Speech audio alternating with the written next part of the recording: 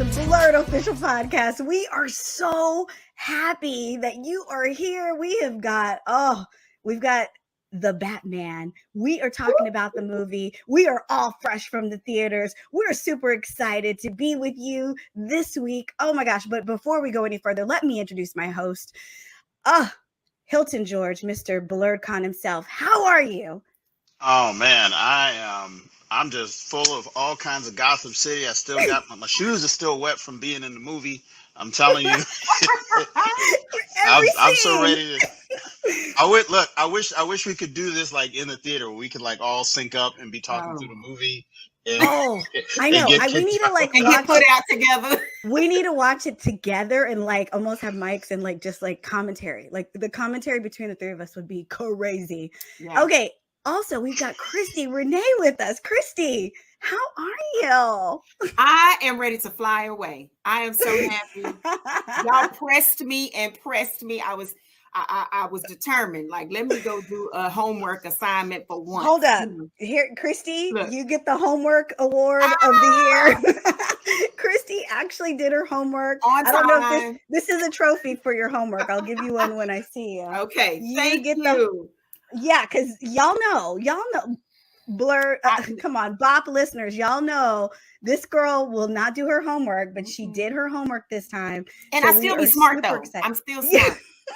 Whether I do my homework or not, I have an opinion regardless. I know you're Bob Hope. She will have an opinion and she will co-sign things she don't even know what she's talking about. But that's why we love her. Real good. Yes. Now okay, so guys, let's cut to the chase. I saw this movie, and you guys know, I am not a diehard DC fan. They have lost me throughout the years. They have made decisions that have been questionable. That as a BLERD, as a fan, as someone who's followed these movies since I was a kid, they've upset me. But they did not upset me with the Batman. They did not. Honestly, I went in there and I felt like I honestly went in there with a clear mind and was like, I'm going to either love it or I'm going to hate it. I had no preconceived notions, which is probably the best way to approach a movie. But I was, from the opening scene, I could not take my eyes off of this movie. Mm-hmm. It was, how can I say this? It was just like brilliantly tragic. It was like scary when I didn't realize I was going to be creeped out on certain things. Mm-hmm. I felt like they did this film justice. And so let's dive into this because I know that you guys, I know Hilton has been reading comics since he was like barely born. And yeah, he was a baby. And you're the comic book, like probably one of the most like knowledgeable comic book people that I know. How do you feel that this movie, how did you feel it stood up to the original stories that came from the comics? You know, I think it's important to note that DC does better when it goes dark, because if you want to think about the differentiation between Marvel Comics and DC Comics are at their best when it's dark and it's scary, and they do amazing work with horror and sci-fi and all of that mix. And I think that these last couple of movies, and I'm including the Snyder Cut and the Nolan verse into this discussion about the DC as far as context is concerned. Mm-hmm. This is the turn that I wish DC had made years ago. And that they have not embraced. Now, from the top down, I think that there's a lot of executives who saw the success of the Marvel Cinematic Universe and did everything they could to try and emulate or imitate, whatever you want to call it. You've already lost when you do that. Yeah, I feel like that's where you always find them lacking something. You know, they have one-off movies that people like more than others, but in general, people are not in love with the universe that was being created with DC. I think someone somewhere is standing up in these boardrooms and saying, hey, listen, let's own our lane. Let's go dark. Let's go gritty. Let's take television series like Swamp Thing. Let's take, the Nolan verse, as dark as The Dark Knight was, as dark as, Batman Begins was, as dark as The Dark Knight Rises was. And let's just own that. We go into the Snyderverse and let's just Absolutely. embrace it. So this movie, as soon as the credits come open, as soon as the movie starts, you are sucked into this world that is missing Yeah. missing that sound effect. fundamental elemental pieces of the color palette. There's Oh, yellow isn't in there. It's like it's really saturated. yeah. And it's dark and it's wet and it's cold and it stays there the entire Yes. movie. It does not do anything to redeem Gotham. It does not do anything to bring Yeah. joy to the screen. It is funny in like very small pockets. Subtle ways. This- Yeah. Yeah. So anyone who hasn't seen this movie, I want you to think about something. Just look for a reference. Okay. Think about the movie Seven, right, with Brad Pitt. Oh, And, yes. and Morgan Freeman. This is the kind of movie that is set up in that way, and it has got horror, it's murder mystery, it's creepy. Yeah. It's the crime solving part of the Batman mythos that they do not always tell. See, Batman when he began was not this super crime fighting, I'm going to punch out 30 people at a time, superhero. That was not his inception. His Right. moniker was, under Detective Comics, DC, the greatest detective on earth. That was his title. Yep. And here he gets to jump into that. And I mean, from the minute he shows up, I mean, you probably saw my review. Gotham City is a character in this movie. Yeah. Yes, And it you is. really feel the hurt and the darkness and the dismal, I felt like my shoes were wet. Right. I I got felt halfway through cold. this movie. Yeah. I was like, So Yeah. bravo. I mean, this was so well done, so well written. Man. So well cast. yeah. Pattinson's Batman was something a lot of people were worried about. Ooh. He was. And they ain't got to worry about that no more. Nope. You ain't got to worry about it. Nope. We got us. And if he decides to play this Batman for the next, decade, I think Right. that we are in good hands. Yes. With Robert Pattinson playing him. It's So so yes. funny how many Robert Pattinson fans were created last Friday or last week. Yeah. Because Yesterday everyone, for me. like, it was like, I mean, even the people, the naysayers, like, when they found out that he was cast as Batman, I mean, you would have thought, like, I mean, they went ballistic. They went crazy. The fandom was like, they were starting petitions. And I get it. I get why the director picked him because, like you said, this movie, I don't understand why DC has never clung on to the darkness. Like, they needed to be dark 10 years ago. Like, this movie, like, okay, you see the success with Marvel, and you see the success with all these other films, but if I have stories where I have, psychopaths and serial killers, and you think about what the Riddler was doing in this movie, it has to be dark. There's no room to have a joke. There's no room to ham it up, and I don't understand. Because in the past, I've loved, some of the people who've played the different characters, and I've loved some of the stuff that they've done. But it's always been, DC to me has always been a movie that had like these cartoon characters in it, and it was like, why go so cheesy or go so over the top? I understand, they were trying to find their lane. It was so weird to me that they always felt like they couldn't find their lane, or they were always searching, or they were. And every single person in this movie was perfectly cast. And like you said, I felt like my shoes were wet.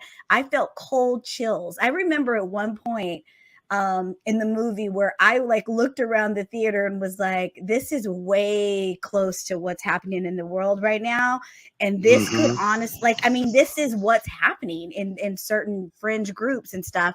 And I just like looked around and was like, oh my gosh, this is like freaking me out, but that's what it needs to be. Like, I love the Detective Batman. I loved it. Like, I loved how, because if you think about it, Batman really doesn't have any like superpowers, any extraordinary, he doesn't have any strength that is, So why not lean into his intelligence and lean into, his youth? I love that Robert Pattinson was younger.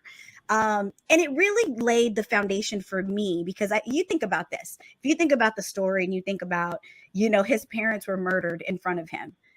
I don't know any man who would be this charismatic playboy after surviving that kind of trauma. He needs to be like they said, the emo Batman. He should be that. Like it made the most sense, right? It made so much sense that he was so dark, he was so edgy, he was so tragic, he was so troubled. It just made so much sense. So I mean, I Robert Pattinson, A+, A+, A+. Christi, what are your thoughts? Okay, so listen, I have grown up watching Batman. I remember my summers all the way down in Brenham, Texas, where Bluebell is made, and watching the, Adam West as Batman. And then first and foremost, my favorite for so long was always Michael Keaton. The very beginning, that was like the beginning, as far as movies go for me.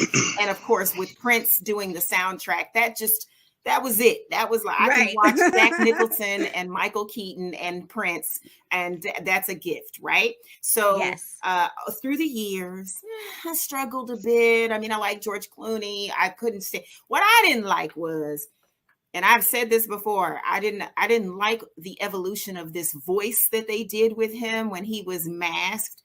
I was not a fan of Christian Bale being, kudos, whatever, for getting the role, but I just wasn't a fan. That wasn't my Batman. So I would retreat back to my original. But let me say, I'm a one up y'all on this cinematic me comparison. If Kevin Spacey's character from Seven and Jigsaw had a baby, that would be Batman. The Riddler, horrifying. Again, and let me just say this. First of all, Jim Carrey can do no wrong. Right. Ever in life. But you know what? That was the direction he was given. Like that was the movie they made. They almost made it was like a cartoon over the top version. And I loved it. And that was probably one of the last ones that I loved, other than when, of course, God rest his soul, Heath Ledger as the Joker. Like those were, because again, that's when they started to shift and go in a different direction. I'm sure there's all different directors doing stuff and bringing their vision, but I loved this movie. They got Robert Wright. I mean, he didn't growl in the mask. I love Kravitz. Girl, listen, if you ain't your mama, I don't know, and your dad, it's just like either way, she was poetry in motion. Yes, either way, I'm so happy to look at you because your mama is beautiful, your daddy is beautifuler. Like it was so happy. But she did everything. She did it, and it was a great homage to Eartha Kitt, being Catwoman back in the day, and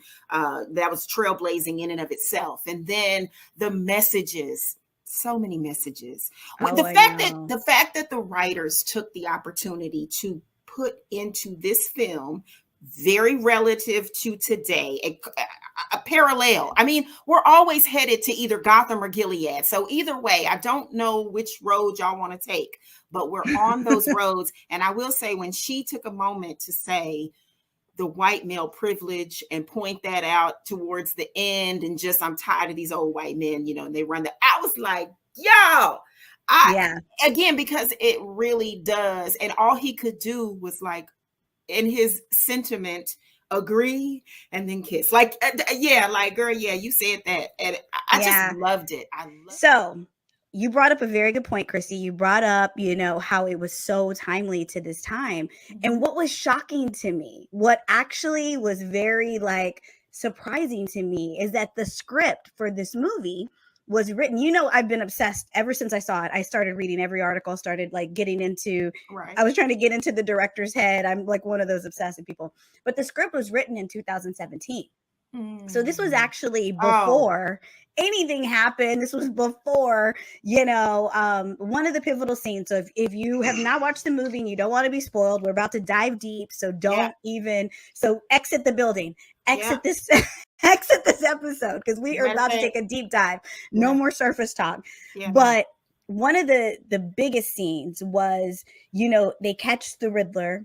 you think, oh man, they got him, and he, instantly Batman realizes that there is more happening. The There are social more media. I clues. knew it was Yeah, coming. It was there too was, much. yeah, That it little bitty was, following, but they could do yeah, damage. That little bitty yeah. following. And it was like there was more underneath the surface. So catching him was a part of the whole riddle. Catching him was a part of the whole plan. And you soon find out that he has, connected on social media to Minions. other people. Yeah. Other men who feel the same way that he felt, who felt like they were wronged in life and they needed to get justice. And it's not like justice, like good justice. It's like violent justice, It's their version of, what the world should be when, Yeah. yeah. And And it's it's one of those few. things where it's like it's such a twisted, like you can't think that you're seeking justice if you're killing people. Like, I mean, it doesn't, like it is the most weirdest thing. But it just, like, that was the moment that gave me chills, because it just brought back the memories of like January 6th storming the Capitol in their fatigues and their mask, and they're like, we're getting justice, and we're gonna make this government pay. And it was just so like, and it also took me into a place where like I said, I looked around the theater, because like these mass shootings, Yep. these like things that happen at schools and theaters and malls, and it just made me go, oh my gosh, like. And so I love the fact that when they realized like what had happened currently, and they thought about changing the ending, and they thought about maybe this is striking a little too close to what is happening right now. I am so thankful that the producers, the director, and all of them said, no, we cannot take that out. Yep. Like, it needs to be this realistic. And I felt like this was the first Batman movie that I watched that honestly had a realistic plot from start to end. And it had characters who actually you've got the groundwork as to why Batman goes from just Batman vengeance, like where he's getting vengeance for his parents' death, to needing it to mean more to him, needing it to be more meaningful. You get the groundwork for Selena, like you mentioned her, and just how she becomes Catwoman. In this movie, this is the start of Selena. She's not Catwoman yet, but you see why she becomes this character later on. And oh man, like I said, it was just magically terrifying. Yes. Well, it what was you're so talking real. about, what I think is what you're talking about is the effect. I think the success of what this movie brought about, or the success of the movie in general, is that there was that sense of vulnerability to the point where you kind of even stepped outside of the theater experience and was like, wow, this is hitting so close to home that I need to actually kind of, where am I? Like, who's sitting in here with me? Check your surroundings. Like, right. Around. I did that. I was like, yeah, everybody cool? Everybody cool. Yeah, because like up till then, the Riddler was going after individuals who we were not. What movies do is in formula, and you can see this in any movie where people are killed, especially horror movies, is that the movie asks permission first before they kill a character.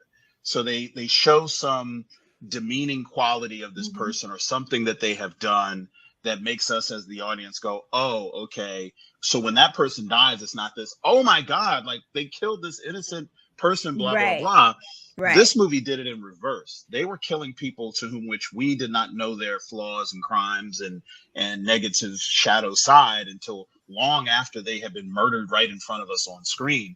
And so we're with the mayor when he's walking around his office and looking at the screen, and the Riddler, is standing in the shadow, and he's not even seeing him. He stood there for like 5 minutes, and you just know it's coming. And the guy is just like, if you turn your head slightly to the right, you'll see Murder standing right behind you, and he is not even there. And I mean, by the time it happens, it's so brutal and so sudden, and it's just so. It's just this amazing, horror story. And I think the idea of comparing it to Saw and Seven and movies like it is exactly where this movie goes. And so it also does the same thing with Gotham, because remember, we're sitting here watching him pick off people. We're like, oh, I see where this guy is going. He knows something about these people that we don't know, that has shown that they have irredeemable qualities or lack thereof, and therefore they have been targeted. So there is a qualification for them being murdered, and I can feel a little safer. But you don't realize is that his war is against Gotham City, period. Yeah. Right. He wants Gotham to die, not just the people who've done certain things. Hence, when they start blowing up, the waterways or whatever, the seawall, and it starts coming in, you're like, oh, this guy's trying to take out the whole city. Right. Like, he really does. When he's done, he wants Gotham to be gone. Wants it all to burn.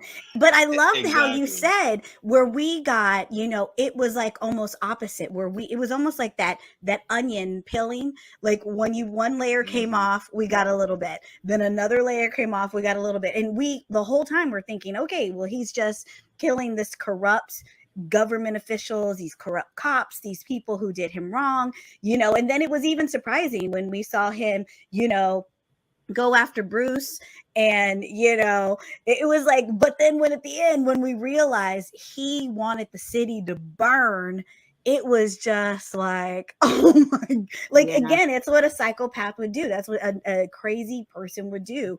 They don't just stop. Like, they have this warped, this warped vision of what the world is and what it's done to them. And it was poetry. Yeah. It was poetry. Yes. What they did, I mean, speaking to that point, first of all, this is like one of my favorite genres of it's psychological, it's thrilling, it's scary. Cause I'm telling you, Hilton, you hit it on the head, honey. When he was in the office and walked by, and that day, I said, he Michael Myered us. I am like psychological. This is the kind of movie it's about. It won me. Okay. I was like, this is the beginning, and we doing Mike now.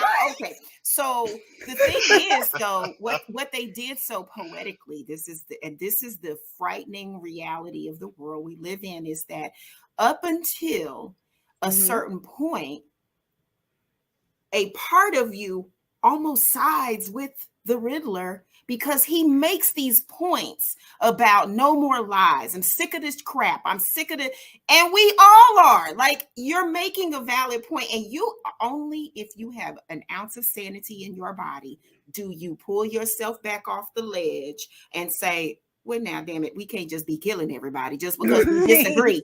Like, that's where way to deal with it. That's what separates sane from insane and killers from not killers, or whatever, the good from the bad, if you will. It is, they did it so brilliantly, but I had to question myself, like, well, wait a minute, because I'm over here while he's talking and yelling, even when he's calm and he's in that voice and it's spooky and on the FaceTime, it's so freaking modern. I love that. I did too. But it's like, even when he's talking, I found myself going, and of course the kids are on both sides of me, like, damn, can you be quiet? I know, I get it. I'm sorry. But I was like, Mom. I went to church for a second. I was like, yeah, ooh, and then I was like, she always goes to church when the movie gets good. She goes to church. I love that about you. Lord, I'm agreeing with this psychopath. I must be crazy. But then it's like you get to a point where I'm like, okay, but no, that's too far. Now I'm not building contraptions, and the contraptions were just out of this world. That's why I said I immediately thought of Jigsaw, and I was like, this is a Saw movie. Like, the things, I mean, it was almost like, again, whoever designed that was gotta be a fan, Kudos to them, we're so close. We are this close as humans. We're so close, and you have to figure out which outweighs the other. And I think that's a great charge for a film, to cinematically charge you as an individual, as a viewer, with what side do you really stand up? Because ultimately, that's what it always will come down to at the start of any day and at the end of the day. Well, that's what a good movie will do to you. I feel like a good movie is going to make you weigh every side of the coin. Like, they're going to literally trigger you in different ways and make you go, okay, should I be thinking this? Or am I the only one? Am I the only one thinking this? That's what a good movie should do, especially a thriller. Like, that was Yeah. the whole detective thriller I mean, I Yeah. was psychologically spent when I got out of that movie. And this is the thing. Thing. My husband She couldn't needs come some with ice me. cream. Yeah, I went by myself. Oh, girl, no. Yeah. So you go No. into the movie and it's light, and then by the time I got out, it was dark. I'm telling you, I was walking around like, oh my goodness, it was like, okay, let me just get it together, because it was that good. But that's what I love. That's why I love movies. That's why I love television shows, because I use it to get lost. And this one, I mean, I didn't expect to get, psychologically. You got sucked in. Yeah. You were in that world, and it didn't let you go. It I mean, didn't. kudos to Christi that she kind of was able to step out of herself at certain points and I kind had of, to. question. I did, and I was like and this. you, Karen, to kind of look around. But I was in Gotham all 3 hours. I really I was there. It just sucked me in, and I was lost, and I was waiting for an opportunity to step out of myself to kind of, mini critique where I've been up to that point, little check-in, and over a 3-hour movie. But it goes even deeper, I think, than what a lot of people are going to see. And for those of you who don't like spoilers, you're going to love this. The similarities between Bruce Wayne and the Riddler is really very, very clear. They're both orphans. They're both roughly the same age. There's even a picture where the two of them are in the same place at the same time as kids. Yep. Right. And if you notice in the beginning of the film, you notice him in his detective work. He's got those contacts that record everything he sees. Remember that? And then he goes to his book and he starts writing down everything that happened and everything he saw. Yep. Remember when they broke into the Riddler's lair, and they were like, he's got all these stacks of diaries of everything that he had seen. And I was like, that looks exactly like the diaries that my man Bruce was using in the Batcave, jotting down all this stuff. And it's just like they just went in these different directions. And he even admitted as much, in the last scene where they're, he's locked up. He was like, I took inspiration from you. He's like, just using fear and some targeted violence, I can drive, my point home. I can, get this city to do what I want it to do, and I can enact my mission. And if you'll notice, like all throughout the movie, when they put the bat signal up, people who were doing crime and there's no Batman around, they're like, oh snap. And then like, I wonder who's in that shadow over here. He's Let me take watching off me. and get out of here. Right. Mm-hmm. And it's like, he's like, I don't have to be everywhere, but I am the shadow. Right. And so the Riddler is kind of taking that same mission on and that same tactic on. And he's like publicly executing in these horrific ways these public figures and leaving these recordings and leaving these breadcrumbs and just driving everybody to, be where he wants them to be when the water starts coming and when, his final plan takes place. Everyone's going, he knew where everyone was going to go when the city fled. And then he said, okay, that's where he's sending his minions. All of them come in. They got their guns. They got everything. They're sitting up on the rafters and they're just there to just start picking people off. And he was just like, this is the mission. Good luck, everybody. Mission accomplished. And I'm just like, you don't get any darker than that. No, you don't. Listen, it's not until after that. It's not until after all of that you actually get to see the sun for the first time. Right. Like there's no sun. Like there's sun. sunlight. Like it's daytime, but the sun. It's overcast. It was gray. It was like Seattle the whole time. He goes from the vengeance to the hero and the justice. It starts saving people and being that symbol. And you see that evolution, just like Karen was saying. And I'm just like, this was so mature. It takes so much trust in the audience to say, we're not gonna make, and I said this in my review, thank you for making 1 3-hour movie and not making 2 2-hour movies out of this. Because you could have done that and it would have been a Hunger Games situation. Yeah, it would have been terrible. It would have been terrible. It'd be like it's just a cash grab. Like, give it to us. Give us the full poetic. Like, it was almost like a song. Let the song play in its entirety. Like, don't chop it up and give us a remix. Give us from start to finish. And I mean, okay. So I give I need an Oscar to go to the set design, Yeah. I need all an of them. Oscar to go to the casting agent. Yeah. I need. Do they give They Oscars for do. They casting? do. Those are the Okay, all awards you right. don't see, or they give them out the day before. So let's talk about Zoe Kravitz. We just gotta give her a whole section. I ain't got no problem with that. You know what I'm saying? Ain't got no problem with that over here. Every man wanted to marry her, and every woman wanted to be her. Like Yeah. she was. I just loved how subtle she was. Like everything she did, she had like a vulnerability, she had an innocence, she had a toughness, but then she also had like when she walked like a cat, but it wasn't like, it didn't feel like a intentional. joke. Right. Yeah, It wasn't choreographed. Yeah, it didn't feel like this character, this like, It was you know, organic. that's where I think a lot of the women who've played, because they've had some wonderful actresses play Catwoman in the past, but what they've done is they did like a literal take, like they wanted to like be a literal cat, and I get it. That's what worked in the, you know, when Eartha Kitt did it, but that was like in the, what is that, 60s and 70s that was that time. But when you have a movie like this, it's present day, that is encompassed in this like dark world, ain't nobody furring around here. Yeah, you wanted it, but you wanted the subtlety of it. You didn't need to be force fed. We all knew who she was going to be and who she was playing, and I just loved her take on it, man. She her just natural essence, that she walked probably how she, you know, would walk. She's sexy, a sexy woman, right? Like in she her walks own like that anyway. she put her own intention into it. It wasn't some, again, you know, it wasn't some orchestrated thing. It didn't feel like it, at least. I'm sure she had direction, but it didn't make you feel like someone was having to tell her or teach her how to be this character. She just, an animal. It felt so natural. Yeah, it just felt like she just embodies that naturally. Yeah, she's dope. You know, I have to say, because we talk about Zoe, but I just read an article this morning, Huffington Post did an article about how Lisa and Lenny her parents had already talked about back in when Anne Hathaway, who I love Anne Hathaway.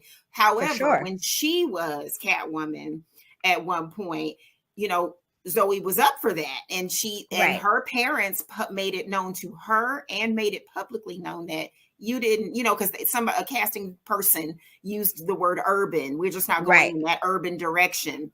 And so, which is so bizarre to me, because baby, we can barely afford to live in these areas y'all call urban down here in these downtowns. So, and they go on to talk about that. Well, that's just the politically correct way of saying you're too black. You're too black, right? We ain't going for black people in this movie. Yeah. I loved what they did. I mean, just speaking culturally, like to have the black male woman candidate. I mean, again, you're right. They 2017. How perfect is it? It's, you know, where we were in the world at that time, and so we're a year into Crazy Land, and so it was just so apropos to have the cast the way they did. Jeffrey Wright can do no wrong. Is it Jeffrey Wright? Yes, Jeffrey Wright can do no wrong. Now he was the detective that worked alongside Batman. He was James Gordon. He wasn't Commissioner Gordon here. Oh, just yet. Yeah, he becomes. Well, he's not Commissioner, but yes, that's who he's best known as. Yeah. He's fantastic. He was just like, I mean, the chemistry between him and Robert Pattinson, like it was like great. It was. I like amazing. this take. Yeah. I think his Jim Gordon is on par with the Nolanverse take on Jim Gordon. You know, this guy who's in the middle of this corrupt system, who's trying to do as right as he can and be as effective as he can, and bring as much good out of what he knows is a system that is, and a department that is riddled with corruption, and it addresses that in the movie. Is that the but I want to circle back. Wait, I want to ask you a question though, because educate me. I don't know the people who created certain versions of these characters. Are you talking about Gary Oldman, who played the character Well, Gary Oldman played the character, but the take on where the character is, you'll see Yeah. Jim Gordon across every, No, I iteration know. of I know. Batman. I was just And I wondering if think that's that the this, version, because I felt like that was yes, what he that's the reminded Nolan me. verse. All That's the what I'm Nolan at. Yeah, that's what trilogy. I'm Yes, asking. that's Yeah. that's the one. For people like me But who circling don't. Yeah. back to Zoe Kravitz, I think that what she was able to do is play as much of an, I don't want to say this was her character, but she was so natural doing and just down to the lines.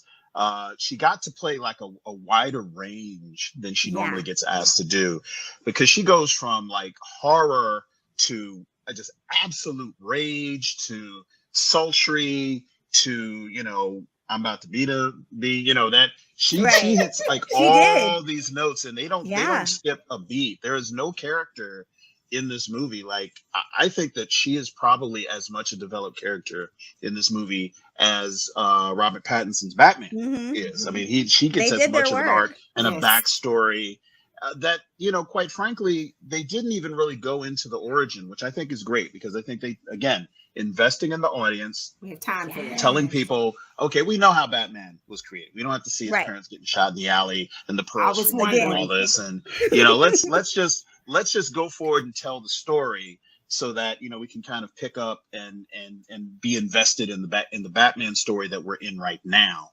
And I think what we saw was basically a young Batman who hasn't really Yes. embraced, as you can see, he's not the playboy billionaire. He's not even playing that role. Whereas, Christian Bale was a little bit portraying more of a mature one that has kind of Yeah. mastered okay, I got to put on the playboy billionaire mask and go out here Yeah. and show people who I'm not, but then I also got to go out and Yeah. do, the Batman stuff. This guy's They said like, I'm not interested in that at all. Yeah, At well, they all. said in the timeline that this is currently, like, he'd only been the Batman for about 2 years, according to this script and according to this timeline. He hadn't, like, the other versions that we've seen have been far into the future. So this is like where he's only been doing this for 2 years, and he was like, he was the young version. So I think eventually. But that's the thing. They always kind of dropped us into, like you said, this playboy, like charismatic It was ladies extra. man. Yeah. Yeah, And to me, we never understood. Like, I never understood how is he that? And then he saw his parents die. Like, you know what I'm saying? So now it almost is like we've got the groundwork to see how he matures as a superhero and see how he matures as this character. But I agree with both of you. Like, they did their homework as actors. If you want to think like of a method actor or somebody like they became these people. And I've seen Zoe Kravitz in so many things. I've seen Robert Pattinson in probably everything he's done. And I've never seen him transform. And like you said, give these notes of where they were given this range, in certain scenes, you were terrified of them. And certain scenes, you felt their vulnerability and you wanted to cry for them. You wanted, you felt for him. But like one of my favorite scenes is when he's, it's one of the very last scenes and he's with the Riddler. And it's almost like he thinks that the Riddler knows who he is, because he's like saying, you see that moment. Bruce Wayne. And you're like, oh my gosh, he knows who Bruce Wayne is. Like, he's probably gonna, basically expose him. And you can see Robert Pattinson kind of, almost panicking. He's scared that he knows that this man is 3 steps ahead of him. And he thinks, okay, the big finale is he's going to expose me as being Batman. And then you notice that moment where the Riddler doesn't know who he is. He says that's the only one he didn't get. I gotta say, do you think? I think that the way that scene was written, I think it could go either way. It could go either way. I think that he did it. I think that the Riddler was saying to him, I'm going to say this in such a way that you will know that I know who you are. But anyone watching is going to not be able to think that I'm accusing you or calling you out. And that's why I think he was so shocked, because he's like, okay, he's about to drop my name and blow my whole world up. And then he kind of just subtly goes, he's the only one we didn't get. Like, see, that was the point. And he looks up at the camera when he says it. And yeah, that was the point that I thought. I thought that was like the one moment where Batman was like, okay, he got caught slipping. Like that was the only moment. Yeah. The way that I interpreted was that was the only moment that the Riddler got caught slipping, because he goes, he's the only one we didn't get. And so I was like, he doesn't know who he is. He doesn't know who he is, or you know, I don't know. But it was one of those moments where I was like, oh, it was, but again, it just goes. It gave us both. Yeah, it could go either way. It could definitely. You can think this and be justified. You can think that and be justified. And I think again, it goes to the brilliance of the writing and the acting. Can I just take a side here to talk about what a guy that a lot of people don't know? His name is Paul Dano. Now, you probably saw Paul Dano for the first time in Little Miss Sunshine. You might not even remember, like, who. You watch it and you're like, oh my God, there he is. Paul Dano's the Riddler, for those of you who don't know who he's the Riddler. Yes, phenomenal. he's the Riddler in this movie. He also played the son in There Will Be Blood against Daniel Day-Lewis, another artsy movie that went really, really big, but not everybody saw. Right. This was not a traditional choice of actor for this role. They could have gone 1,000 ways with a lot of actors who have done dark, superhero-y, murdery, I think that added to how amazing it was, because I did not expect when we finally meet him to be this good. Like, when they finally meet him outside of his mask, we're like, that guy? Like, hold up. And then when you see him going into character, like once he's talking to Batman and he really gets to like emote and you see the emotion in his face and oh my gosh, you're like, wow, like that for him is a masterclass. And I think that I don't know if he's going to get Oscar nominated, because movies like this often get pigeonholed for soundtrack and special effects. But oh my gosh. Well, the reason why we were so scared, and the reason why we bought into the horror aspect of this is because of his performance. If he had dropped the ball as the villain, none of this would have worked. Yep. He sold we would not be talking about this movie. And oh man, I was just gonna compliment what you're saying, because he reminded me when I finally got to see, and I loved how they did it. It was just brilliant, the cinematography, how it worked, and they knew how to just wait to the right moment to show his face. But what I loved when I saw him, it immediately, because I'm always connecting like dots in my head, like, what does this remind me of? What does this remind? And it reminds me of Jeremy Renner playing Jeffrey Dahmer, and that was one of his first roles, and how he evolved. Come on, bro. I know what I'm doing. Like Jeremy Renner as a breakout, he was nobody. He was crazy looking because he played somebody crazy, but you never would have thought he would evolve into who he is now in Marvel, right? So I look at this kid who is playing, and I hadn't seen him in the other two roles. I love Little Miss Sunshine. I just don't even remember him. But that's because he was like a different person, right? Like, that's how like in the movie. Yeah. See, then there's that. Yeah. But listen, y'all talking about makeover. Y'all, we got to get to, well, hold on, wait. About. Let me we're going to get to him in 2 seconds. Okay. But let me just say something about this guy. I think like the fact, like, you're right. When they cast him, I was like, him? Like, of all the people in the world, like, I was one of those people, because it was just, he didn't, but it made so much sense in this story, because the story was so timely, because it was like the guy, like he said, I'm the one who, I forget what the line was, where he says, I'm the one who blends in, or the one that's forgotten about, He's invisible. Yeah, exactly. It had to be an actor that was so unassuming to be able to, like, he took us from A to Z, but he had to be an actor that was so unassuming, and you wouldn't suspect that guy walking down the street to be this psychopath, to be this person who's like, all he's thinking about is the way he's going to destroy the world, literally burn it all down to the ground. He represents the majority of people. Most of us feel invisible. We're just a number. We might be a vote. We might not be a vote. You know what I mean? It's like that's why I said that borderline psychoses. It was real easy to go, right. you know, Well, and that's the then thing. pull it I back and think go, that's whoa, the whoa. beautiful part of the writing. Mhm. The writing has to be thought provoking. It has to be triggering. And it's almost And when he you write a matched it. villain, His look matched it. when you write a villain these days, you really need to go, you really have to see them and be a multifaceted character. Cause it's like, Mhm. oh, I hate the world, I'm gonna burn it down. That's boring. But when you get a Yeah. character who you're like, dang, this person was done wrong, but it basically essentially created this monster. It's so Yes. scary. It hits you in different places because you're like, that's what happens to people. Like you always think of, how did that person turn into that? Like, Right. I watch the news all the time and go, that was somebody's baby. That's At some somebody's point, baby. how did that person turn into that monster? But this Yes. movie really lets you, I mean, it really gives you an idea how someone can go And that's off the deep end. Yep. And I thought that last line, we talked about it earlier, just in the last conversation between he and Batman, and how I'm not sure if it happened. I think it was in their conversation, but they were showing like, you know, some other scenes, I guess, to describe what he was saying. But when the Riddler talks about it being an orphan, you know, he basically, what's the word I'm looking for? He contradicts his "we're alike" speech by saying, you wasn't no orphan. If you're rich, that ain't what the word is for you. Right. Well, because he took all the attention. Yeah.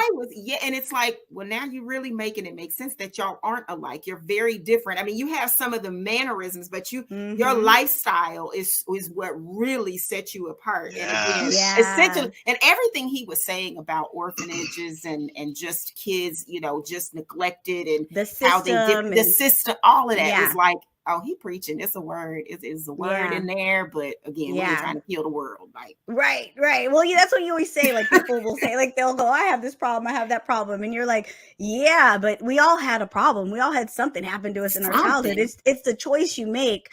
Are you going to be a survivor? Or are you going to be a victim? Are you, you know what I'm saying? Like where do you? That's where sanity comes in, though. That's where you. There you go.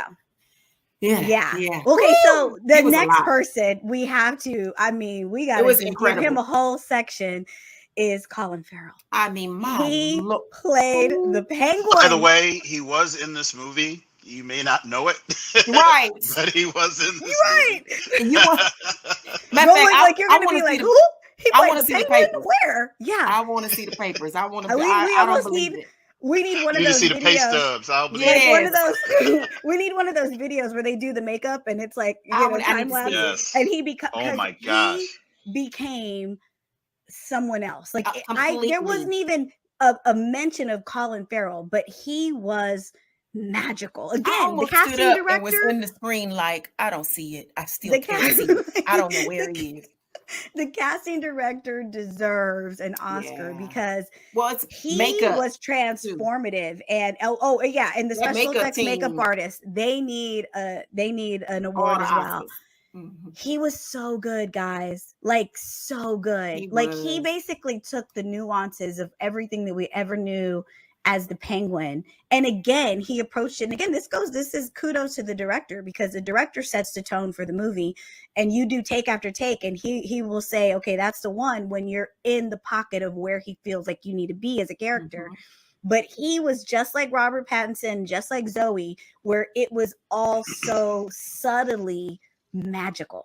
Like everything he did was just it was so phenomenal. I think that was the writing, though. I think they wrote that character, because they could have gone in with the Cobblepot character, like from the original, where he's like all super sarcastic, and I'm this character and I'm imitating penguins and all this stuff. And they wrote him in as more of the backdrop. In other words, Batman in this movie is not just running around punching the hell out of everybody for 3 hours, like you might see in a lot of movies, right? This guy's actually doing detective work.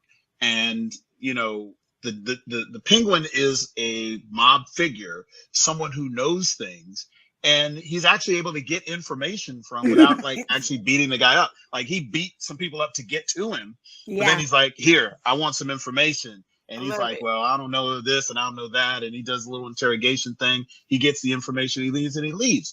And this is like how cops and Mm-hmm. detectives that you see in movies are like, this is another unsavory character who I don't like, who I'd like to bust, but I got bigger fish to fry. Right. So I He's just not need what you to I'm point me in the chasing. right direction. Yeah. Exactly. So this him playing what could be or could have been seen as a Mm-hmm. minor or major character alongside the Riddler, et cetera, et cetera. He ended up being like, okay, you know what? I'm going to play this down. And he actually played it down almost to a point Mm-hmm. where he wasn't Subtle. even being sarcastic. He was Mm-hmm. subtle. He was nuanced. He was smart. You know, he kind of had this weird, hey, I'm a criminal, but I'm not part of the corrupt system, you know, Right. that you guys are fighting right now. That's over the top. That's not He's what doing I'm trying something to different. do. Yeah, he's Right. doing Right, something right. different. So I'm saying even I'm in my lane. This is my lane with drilling. yeah, Again, right. a And And he was phenomenal kind of acting like he was like performance, the man. he was Yes. like the Huggy Bear of this movie, where you Yes. shook him down for info, you know, Yes. and then you left him and you went and did the important stuff. And it was like that to play a competent and successful B character in a movie Yes. this big takes Yes. almost as much work as Yep. playing the A character, maybe even more. Right. Especially for someone like Colin Farrell, who Yeah. for the movies that you've seen, he takes over the screen in most of the movies he's in. And for him to Absolutely. say, okay, give me enough makeup that He nobody is will know hot. it's me.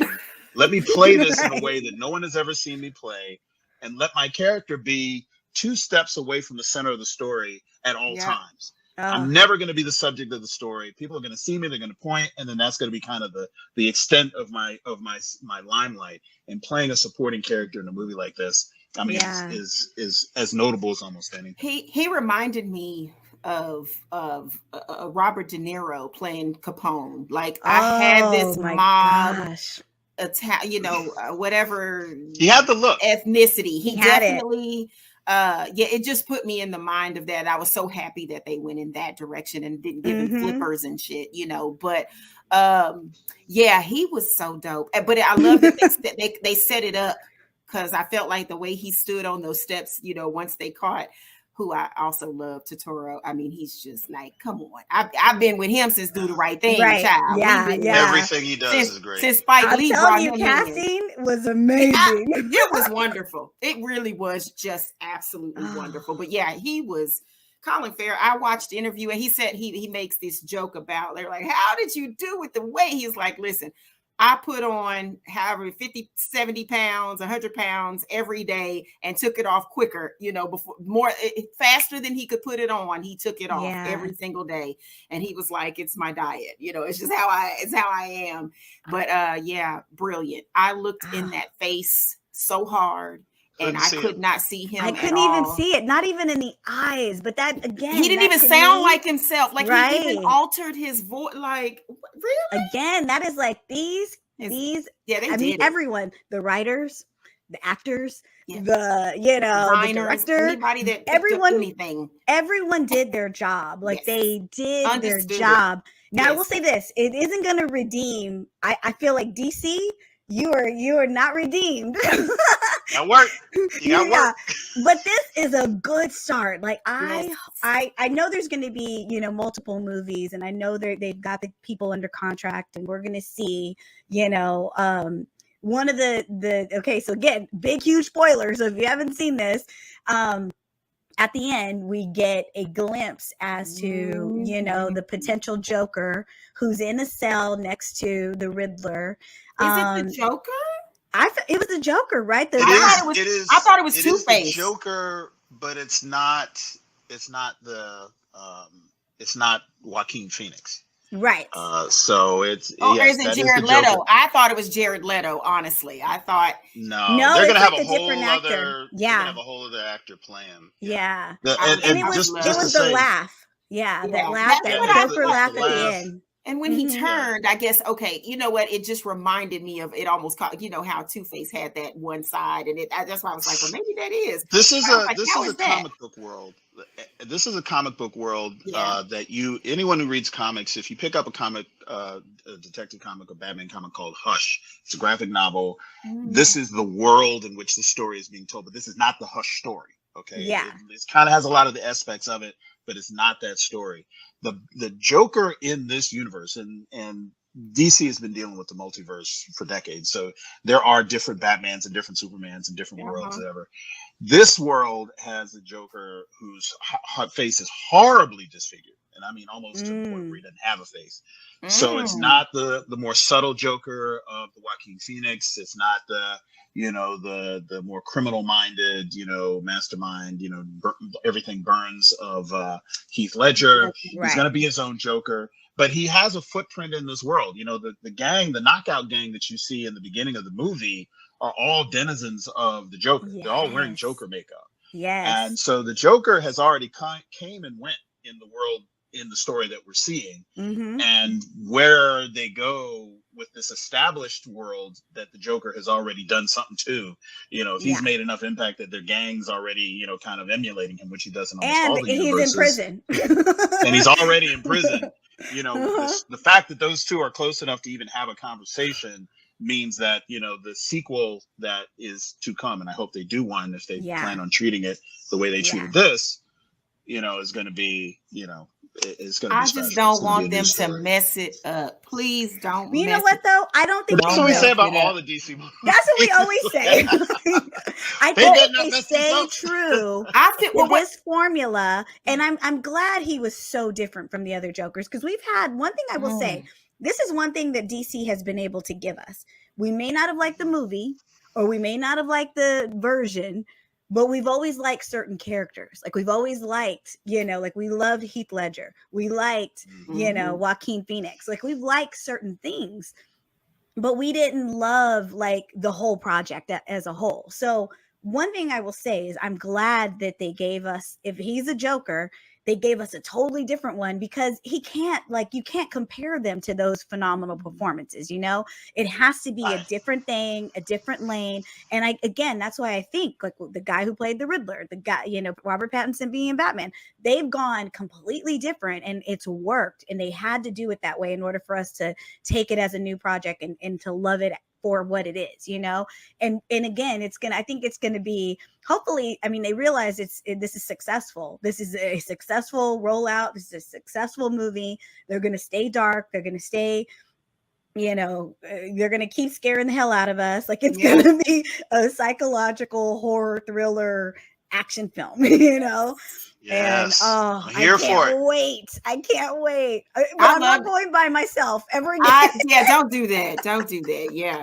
I loved all by myself. Oh my God. I loved all the riddles. I always thought that was part of the innocence for me, was at least have the riddles. And I was always 2 seconds late getting them, of course. But I'm like, what? And then I was like, I gotta write that down. I gotta make sure I write that down later. But my brain don't work like that. Hey, I got to stay in 17 I was worried about the riddles because they seemed a little simplistic when they were on the card, you know, like, oh, that's bad and oh, that's this. But they ended up being kind of like the key to that I don't even know what they call it. That map code. Or whatever it was. Yeah, where he had to like match up the code to meet the cryptic. That's it. Yeah. And I was like, oh, okay. So they are giving. And I used to love those as a kid. Yeah. So, I didn't. So those dumbfounded me. Even in the movie, I was like, I don't know what I'm looking at. And let me say this: I never watched Twilight. I just wasn't a. I don't know. I saw the first one and was I'm gonna tell you, when I knew that Robert Pattinson had the gift to transform himself. If you never saw The King with Timothée Chalamet, Robert Pattinson plays a role in there. It's not a major role, but it's a major enough where he does not look like himself. He does it's just, he's brilliant. His accent, his mannerisms, his everything. He's like a French something high up, you know. But The King, it was a Netflix original, and I've seen it 4 times. Like, I love stuff like that. See, now I got homework. Now I got homework too. I've never seen it. I've never seen it. Go watch The King. Y'all have to watch The King. I love it, and I love those kind of pieces. You know, I don't, not all of them, but I like that, and I'm a fan of Timothée Chalamet. So Timothy But was yeah, great. but Robert Pattinson in that role, I was like, oh, I like him. I just have never wanted to watch Twilight. But him breaking out of that teen beat cover boy world that he kind of introduced himself into, yes, it was something that he's been trying to do since he turned like 30. And Yeah. I think since he left that, it's been an ongoing left that battle. franchise, and then he like he disappeared for like quite a number of years because he was like, this isn't the career I was envisioning for myself. Like I wasn't trying to be chased by paparazzi, and like I think it just was, when you do those, I think when you do multiple films, like you sign up for one movie, it's this huge hit, then you can't even walk to the grocery store. And so of course, as an actor, he was the lead. He was like, oh, I'm gonna do, you make the money, you get the security, you establish your career. But I think at the end, he's even said in interviews, like it wasn't what he really signed up for. And he kind of was like, it was frightening, because he's in that vortex. You get sucked into that, and again, I applaud anybody that can have that kind of career where you stick, Karen, you get to stick with some things and it becomes iconic. Yeah. You can't ever you can try to knock it, but I don't care. That is establishment. That is foundation. That is some bread and butter. It's like part of your career. Yeah. There it is. Well, and it's just a legacy. You're part of a legacy. So when you're there and you're part of something bigger than just you, I think that's phenomenal. I'll never knock it. So when I say I haven't seen it, it was just because, I don't know, I was probably watching Hunger Games, Well, it wasn't for us. Like that movie wasn't, I don't think it was made for us. Like we were adults. We were, it was made for the teen scene. And I tried to watch it and I was like, I'm not a 14-year-old girl, so I'm really missing a lot of what they're trying to do here. They're not talking to me. There's somebody on another channel. Yeah. And even as a 14-year-old, I'd be like, but she's not supposed to be watching that either because it's a little racy. They having sex and everything. I don't know. Well, and the funny thing is I think that they made it, like you said, they made it for this teenage audience. But what surprised them was that it actually spoke to all these like single like moms. Like these women were like, like their 14-year-old inner child was going bananas. Pedophile. That's what y'all are. Y'all stop looking at these babies like that. The actors are probably grown doing that, playing young kids. Yeah. Yes, go ahead. Just real quick, I just want to throw in there, in light of this Pattinson transformational movies that you should watch, along with The King, there's a movie that he did called The Lighthouse. And it was really dark and really creepy and really took you out of the Pattinson framework. And he did all of these in the lead up. The Lighthouse is only a couple of years ago. So these are, sometimes artists will do movies that kind of lead into a role. And this one, I think, is one where he was kind of prepping to take on darker roles as an adult actor. The whole movie's in black and white, and it's really, really good. And I don't know if it's on Netflix. I don't know where you can find it now, but it's definitely worth a watch if you can do it. Yeah. Before we wrap this up, and we've given you all the tidbits that we love the most. I mean, there's so much to this movie. Go see it. Don't drink anything prior to it, because I'm telling you, that last hour you're gonna have to pee like you.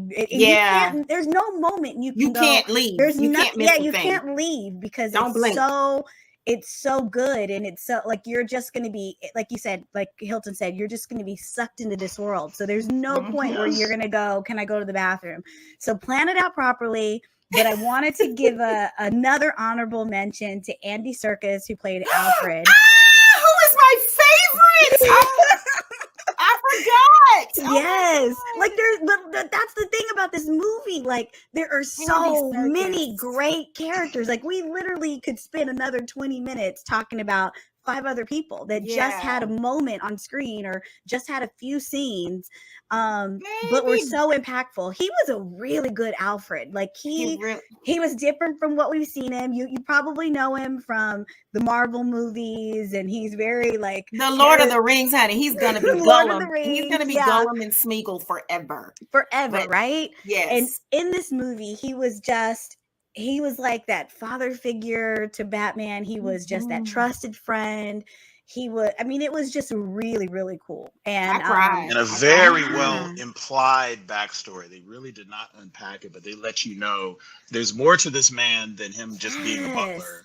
Right. And at some point, if they do sequels, we might see more of that story. Yeah. I love And it. anyone who reads comics knows that Alfred's got some backstory. He does. Yeah. Some really interesting stories to tell. And I would love to see an Alfred spinoff, like Now- with Andy Serkis. Now He we could talked about totally that. do that. He could totally have that spinoff easily. But you know what? That's the thing that I loved about the writing. They didn't force feed us backstory. Like, you know how they Right. give you like, Right. they just they let this story unfold naturally. Yeah. And they let this story have the shine. And they just gave, like you said, implied, you know, like it was just Nuggets. implied things, nuggets, to where you're Mhm. left wanting more. You're left going back reading the comics to just get the backstory on the stuff. You're like me, finding articles that the director, you know, interviews that the director did, and wanting to understand his intention on when he wrote this. And I mean, it was just phenomenal. So the writers, Yes. it's like they were another character in this movie too. The writers did the damn thing. But guys, I mean, we could talk about this for like 18 years. Yeah. Like, Yeah, I've we could never get felt this another- way about a Batman movie. Never. That was really, really good. Really, Never. really good. Golly. I've been Yeah. entertained by them, but I've never been like, I mean, the only word I can think of, I've never been this triggered from a Batman Yes, movie. that's it.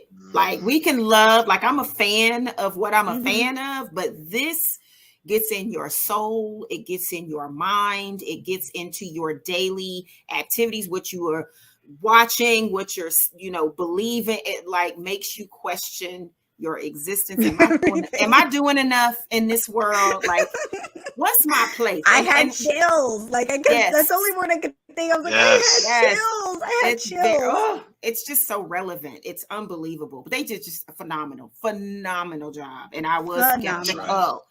I was Yes. extra And skeptical. I you was don't too. have to have ever seen any movies before this to see this. Nope. You don't have- There's no prequels. Another Good good note. You one. know, Good if you note. know the general broad strokes of the Batman Yep. mythology, you're good. Batman. Just I walk would in and actually- see it. Yeah, I would want to see this one first, since it's so early on in his life and so Mhm. early on in him as the Batman. Like they said, this was only like he'd only been doing it for about 2 years. But guys, Beautiful. thank you so much for tuning in.